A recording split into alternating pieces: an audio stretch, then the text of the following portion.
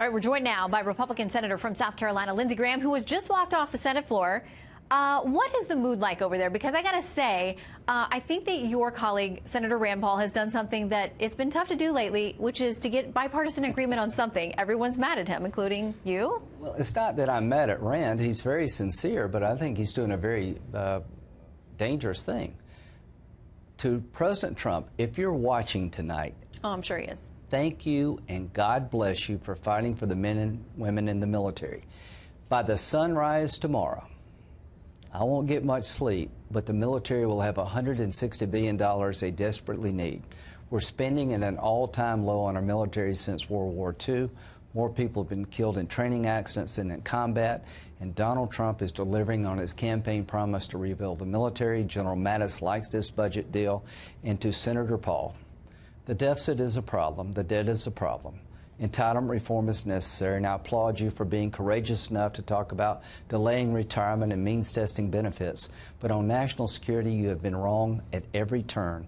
You do not understand what our military has been facing since 2011. There are planes that can't fly, there are soldiers that can't deploy, there are families that have to miss their family members way too much because we don't have enough people in the Army, the Navy, Air Force, and the Marine Corps, and we're about to finish that. So he can play his little games, but when the sun comes up tomorrow, the military is going to be flush with cash, and God bless those who are doing the fighting. All right, they're not the only ones, though, because this is a record-breaking spending package. There are plenty. Well, according to all of the numbers in history until now, I mean, this is going to be the biggest package out there, and a lot of that is domestic spending as well, and the Democrats have gotten a lot of what they asked for on that front. So you know there are deficit hawks out there. Rand Paul's not alone. I mean, there are plenty of folks over on the House side, too, that have big problems with it and say that's not why the GOP was sent to Washington. They were sent to cut back government and cut back spending, and this package, they say, doesn't do it. I don't know why they were sent, but I know why I was sent from South Carolina to make sure we can defend the nation. The number one priority of the federal government, above all else, is to defend the nation. And look at the threats we face. There's a war going on in Afghanistan. President Trump has taken the gloves off, and we're pounding ISIL. We're pounding the Taliban. God bless you, President Trump. And you're fighting for those who need more money and more resources, more people in the military to help those who've suffered so long. So this is the number one priority for me. I'm a Republican. The number one priority is to fund the military, and this will do it. What do you say to those, though, including some military leaders in the past who have said the national debt and where we are with respect to China and other countries that own us in some sense, that's a national security issue as well? Tell them.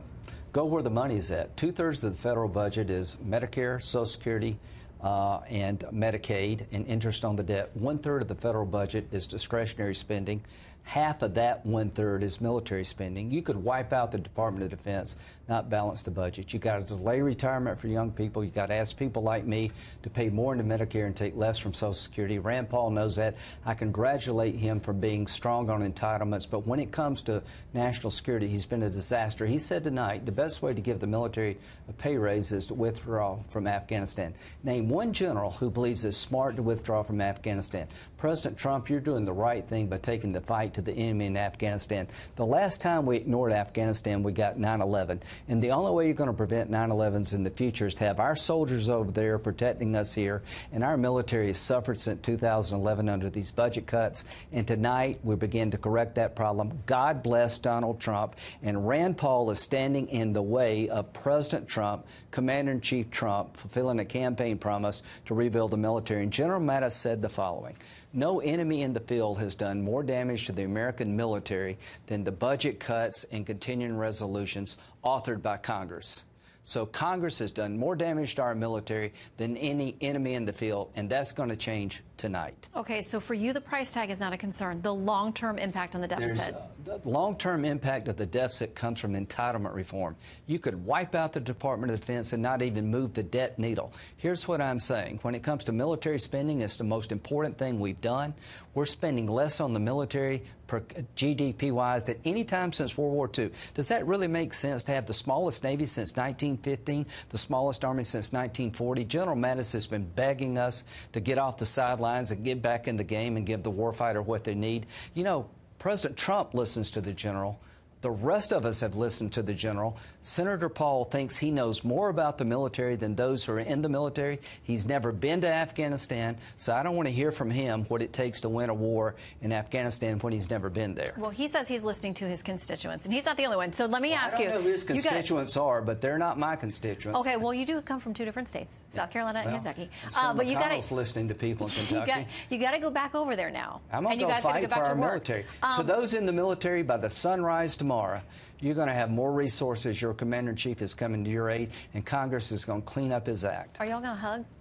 Will you hug it out? Will there be a kumbaya moment at some point? It ain't about him. It ain't about me. It's about those who are doing the fighting. We're nobodies when it comes to the war on terrorism. Nobody in Congress is going to protect your family from radical Islam. The people in the field doing the fighting are going to protect you from radical Islam. And tonight, Congress is going to finally help them after 7 years of doing nothing. Well, you have spent many decades in the military as well. 33 years. Good to see you. Thank fired you. Up. And I like fired that because up, now you have energy. Go, ready to vote. You've got the energy to go back and work past midnight, past your bedtime. They got the energy to fight. I got the energy to vote. All right, Senator Graham, good to see you. Thank you. Thanks for coming in.